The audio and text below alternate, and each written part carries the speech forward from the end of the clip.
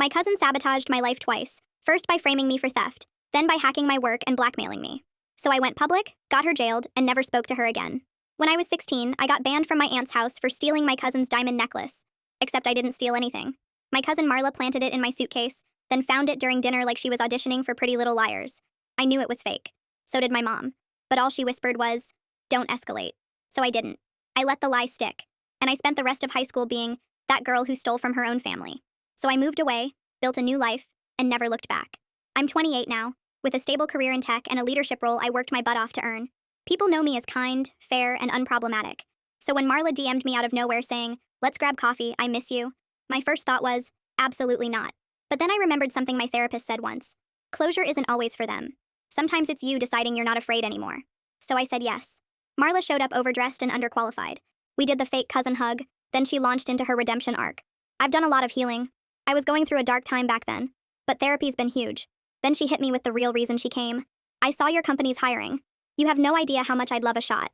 I kept it diplomatic. Said, "I'll pass your resume to HR." But inside, I was screaming, no.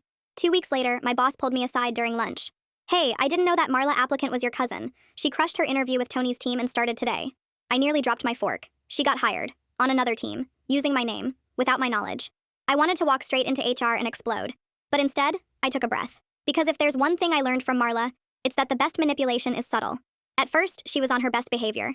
Fake polite, performatively helpful. But I started noticing weird things. Slack messages that I never sent. Calendar invites created under my name. Then I got a warning from IT. "You left sensitive salary data exposed for an entire department." That's a breach. Of course, I hadn't done that. So I did a tiny bit of digging, and found that Marla had used one of my unlocked terminals after a team meeting. She was logged in under my name. Yet still, I didn't report her. Because part of me still clung to this idea that if I didn't overreact, I wouldn't become the problem. So I confronted her in private. "I know what you did." She just smiled. "You left it open. Honest mistake. We're family, you're not really gonna write me up over a tab, are you?" That's when I knew she felt safe. Safe enough to push. The next week, someone sent a screenshot to HR from a burner Twitter account. It was a tweet thread accusing me of being a toxic female manager who weaponizes diversity to bully other women. It referenced exact projects I led, and exact phrases I'd used during meetings. It was personal, and just vague enough to look real. HR opened a quiet investigation. My boss started CCing leadership on every message to me. My work best friend asked me, "Is there something you're not telling me?" I was spiraling. And the worst part? Marla was still breezing into work every morning like nothing happened. That's when I knew this whole acting nice thing wasn't working. I had to stop being polite. I went straight to security. I pulled badge data, compiled Slack logs, Google Drive activity, even overlapping timestamps on the burner account. Then I set up a meeting with HR. I walked in and presented a color-coded timeline, then said, "You hired someone who once framed me for theft at 16. This isn't new behavior. It's a pattern." 2 days later, Marla was suspended pending internal review. She didn't show up for her shift, but she did post a new tweet from her burner. "Imagine destroying your own cousin's life over a job. Couldn't be me." HR hasn't cleared me publicly yet. Today, I walked into work and saw Marla's desk being packed up. Not by her, by someone from legal. But she's not done. Before I left for the day, I got a text from an unknown number. Just 3 words. "See you soon." I reported the text to HR, who said they'd document it but couldn't do much about a vague message that contained no explicit threat. I went home that night and double-checked all my locks, testing each window. I felt ridiculous being scared of my own cousin, but I also knew what she was capable of, the depths of her vindictiveness. The next morning, I woke up to an email from an address I didn't recognize. The subject line was, "We should talk." The body was short. "I have some things that belong to you, and some things that don't. Coffee tomorrow? Same place as last time." I knew it was Marla. I also knew I shouldn't meet her alone, the risk too great. I forwarded the email to HR and my boss, then called my friend Mike, who works as a security consultant. He agreed to sit at a nearby table during the meeting, close enough to intervene if needed, but far enough to not be obvious. I arrived at the coffee shop early, the smell of espresso doing nothing to calm my nerves, with Mike already positioned at a table with a clear view.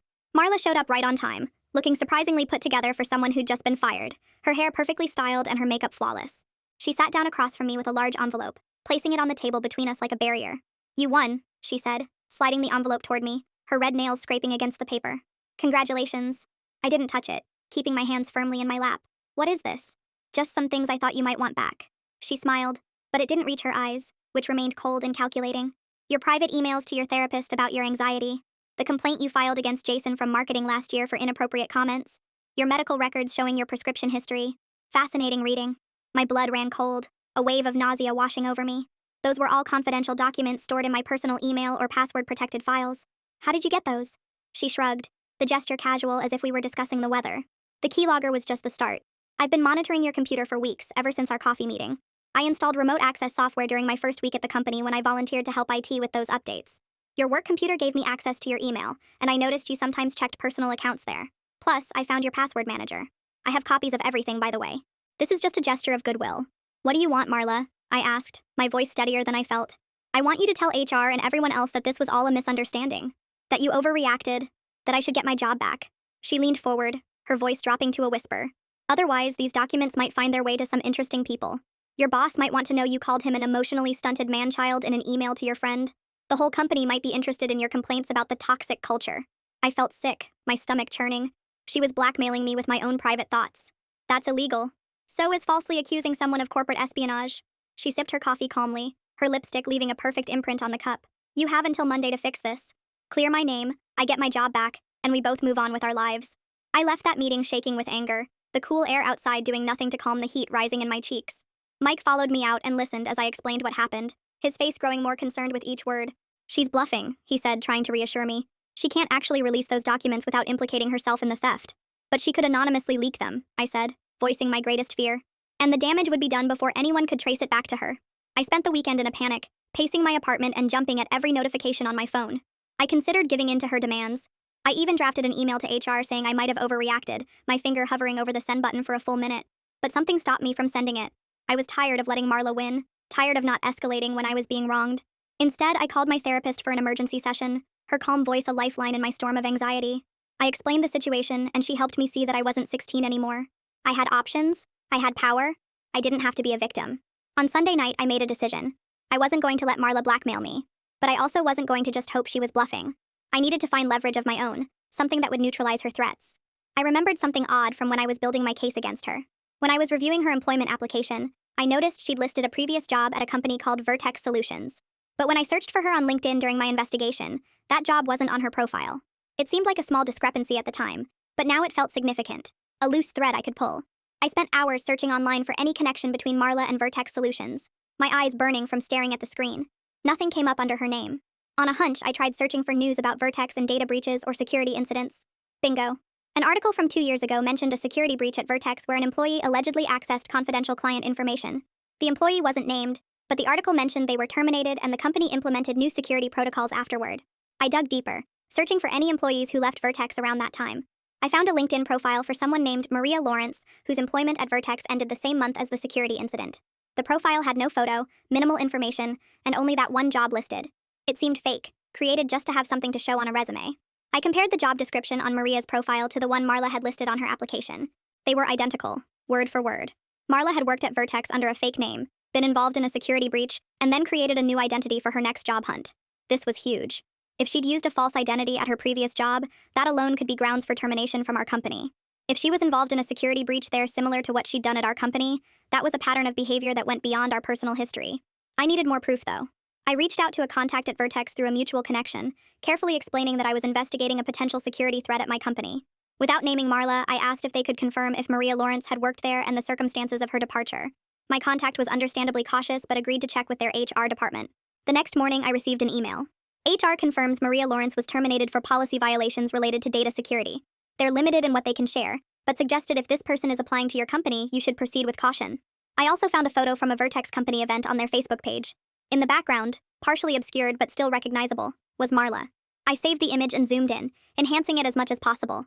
It was definitely her, the same smile she used to charm our colleagues now frozen in digital evidence. Armed with this information, I drafted an email to our HR director, security team, and legal department. I explained Marla's blackmail attempt and the evidence I'd found about her false identity and previous security violations. I attached the photo, the LinkedIn profile screenshot, and the email from my Vertex contact. I believe Marla has engaged in a pattern of identity fraud and data theft across multiple companies, I wrote. I'm concerned not only for my own privacy, but for the security of our company's data. I'm also worried about potential legal liability if she uses information stolen from our systems to harm others. I sent the email Sunday night, then tried to get some sleep, tossing and turning as scenarios played out in my mind. Monday morning, I woke up to a flurry of responses. Our legal team wanted to meet immediately. Security was conducting an audit of all systems Marla had accessed. HR was contacting Vertex directly for more information. I went to work feeling nervous but resolute, my determination stronger than my fear. In the conference room, our legal director, security chief, and HR director were waiting. They looked serious, their expressions grim. First, the legal director said, "We want to apologize. You reported a security concern, we addressed it, but we didn't fully appreciate the scope of the threat Ms. Carson posed. The security chief nodded, his usually stoic face showing concern. Based on your new information, we've done a deeper investigation. We found evidence she accessed not just your personal files, but confidential company information including client data, financial projections, and product roadmaps.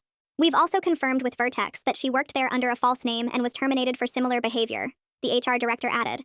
They're considering legal action now that we've brought this to their attention? What about her threats to release my personal information? I asked, the question that had been keeping me awake. We're sending her a cease and desist letter today, the legal director said, her voice firm. It makes clear that any distribution of materials obtained through unauthorized access to company systems would result in immediate legal action. We're also reporting this to the police as a potential case of corporate espionage. I felt a weight lifting, the first real relief I'd felt in weeks. They were taking this seriously. They were protecting me. There's one more thing, the security chief said, looking down at his notes. We found evidence she's been applying to other tech companies in the area using your name as a reference. We're reaching out to our contacts at those companies to warn them. I left that meeting feeling vindicated but exhausted, the adrenaline that had been sustaining me finally crashing. The whole ordeal had taken a toll on me. I took the rest of the day off and went home to decompress, falling into a deep sleep for the first time in days. That evening, I received another text from the unknown number. You're going to regret this. I forwarded it to our legal team and blocked the number, refusing to let her threats control me anymore.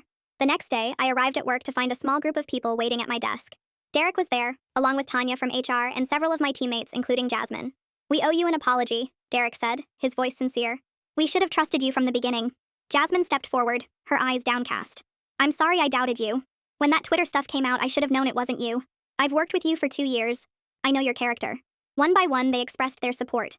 It was awkward but also healing, like lancing a wound. They had believed the worst about me, but now they were trying to make it right. HR sent a carefully worded email to the entire company explaining that a former employee had engaged in unauthorized system access and identity misrepresentation. Without naming names, it made clear that any rumors stemming from this individual should be disregarded. It also announced new security protocols to prevent similar incidents in the future. I felt like I could finally breathe again. Marla was gone. My reputation was being restored. The company was taking steps to protect me and our data. But I still couldn't shake the feeling that this wasn't over. Marla had shown herself to be vindictive and patient. She'd waited 12 years to get revenge for me standing up to her about the necklace. What would she do now that I'd gotten her fired from 2 jobs? A week later, I got my answer. I was working late when an email notification popped up. It was from an unfamiliar address, but the subject line made my heart race. Data breach at my company. What the public deserves to know. The email contained dozens of screenshots of confidential company information, the files Marla had accessed before she was caught. Customer data, product plans, financial information. At the bottom was a note. Publishing tomorrow unless you contact me to negotiate. She was escalating from blackmailing me to blackmailing the entire company. And she was using me as the contact point, making it look like I was somehow involved.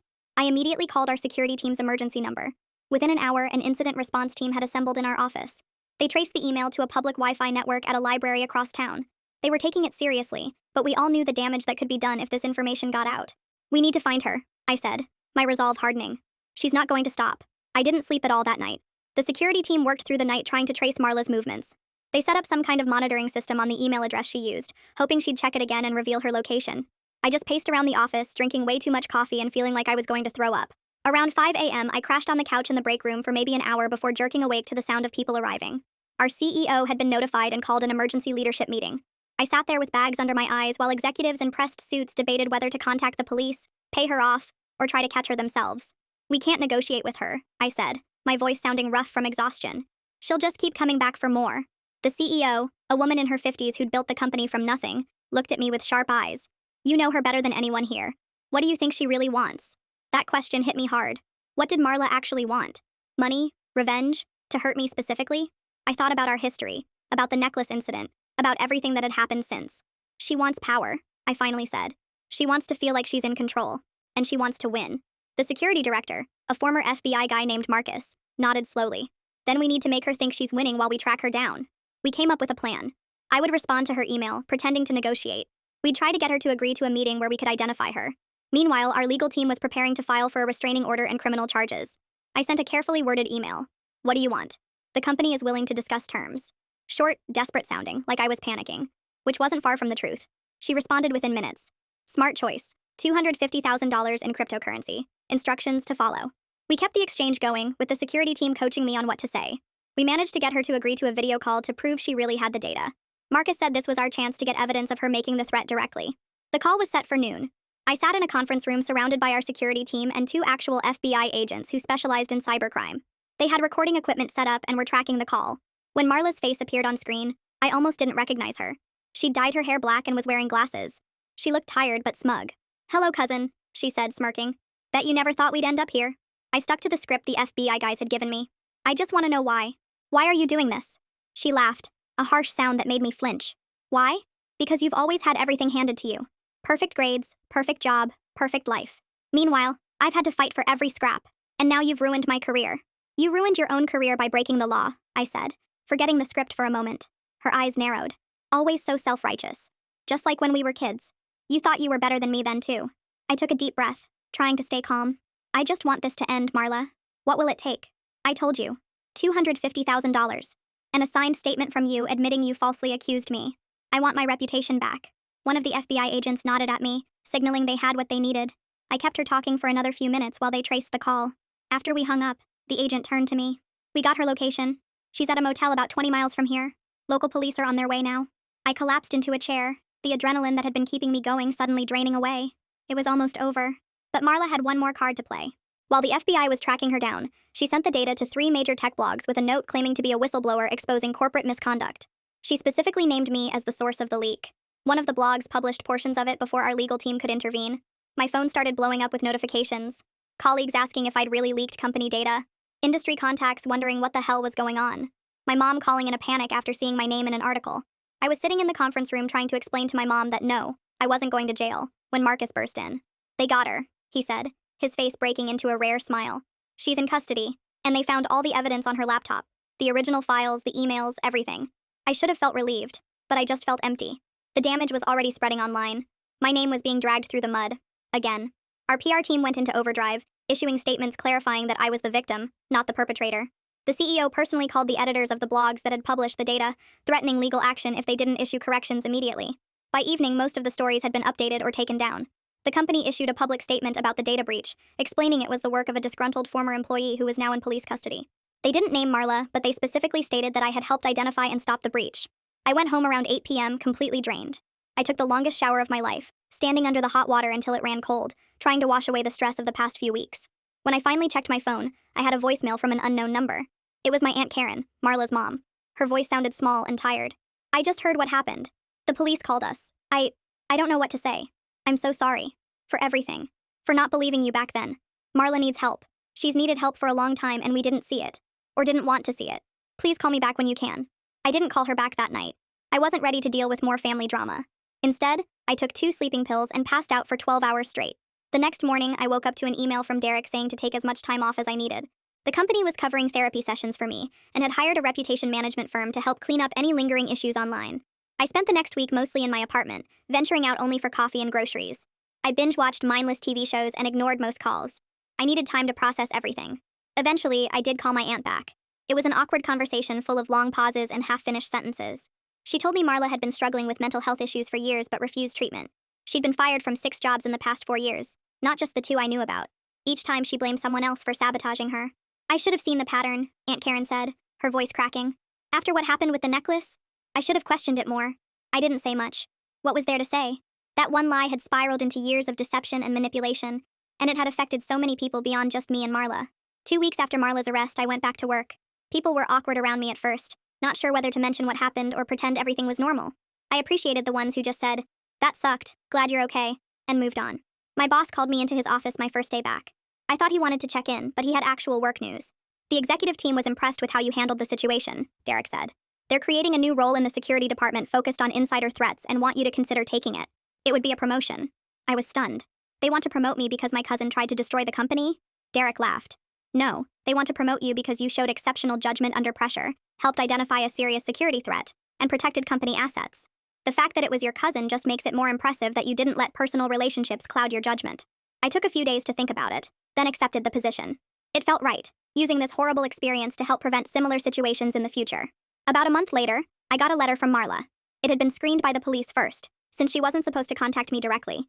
It wasn't an apology. It was a rambling 4-page explanation of how everything was still my fault, how I'd always been the favorite, how I'd ruined her life by reporting her. I read it once, then shredded it. I didn't need her version of events anymore. I knew the truth. Marla eventually took a plea deal. She was sentenced to 18 months for corporate espionage and cyberstalking, plus 5 years probation. She's also banned from working in tech or finance, which I guess limits her ability to pull this stunt again. I still think about her sometimes, especially when I'm implementing new security protocols at work. In a weird way, she made me better at my job. I understand the mindset of someone who feels entitled to information they shouldn't have, who justifies theft and sabotage as somehow deserved. My mom asked me recently if I've forgiven Marla. I told her I haven't, not really. But I'm not angry anymore either. Mostly I just feel sad about all the wasted energy, all the years spent on this pointless rivalry that only existed in Marla's mind. Last week, I got a notification that someone had tried to view my LinkedIn profile using a computer at the correctional facility where Marla is serving her sentence. I could have blocked her, but I didn't. Let her see my new job title, my promotions, my recommendations from colleagues. Let her see what I've built while she's been trying to tear things down. I also finally sent an email to my therapist, the one I'd been putting off writing. I told her she was right about closure. It wasn't about Marla at all. It was about me deciding I wasn't afraid anymore. I'm not afraid of confrontation now. I'm not afraid to escalate when something is wrong. And I'm definitely not afraid of Marla anymore. Sometimes I wonder what would have happened if I'd stood up to her when we were 16. If I'd refused to let that lie stand. Maybe things would have been different. Or maybe she would have found another way to target me. I'll never know. What I do know is that the scared 16-year-old who let someone else control the narrative is gone. In her place is someone who fought back and won. Someone who didn't let the past define her future. The company eventually recovered from the data breach. We lost a few clients, but our transparency about what happened actually impressed others. We implemented new security measures that I helped design, and I now lead quarterly trainings on identifying insider threats. I had dinner with my mom last night. She asked if I was still checking my locks twice before bed. I was. And if I'd considered moving to a new apartment. I had. Then she said something that stuck with me. You know, when I told you not to escalate that day at your aunt's house, I thought I was protecting you. I was wrong. I should have taught you to stand up for yourself even when it's hard. Especially when it's hard. I told her it was okay, that I'd figured it out eventually. Better late than never, right? So that's where things stand now. Marla's in prison. I'm thriving at work. My family relationships are complicated but healing. And I finally understand what my therapist meant about closure. It wasn't about confronting Marla or getting an apology I knew would never come. It was about closing the chapter myself, on my own terms. I still lock my computer when I go to the bathroom, though. Some habits are worth keeping.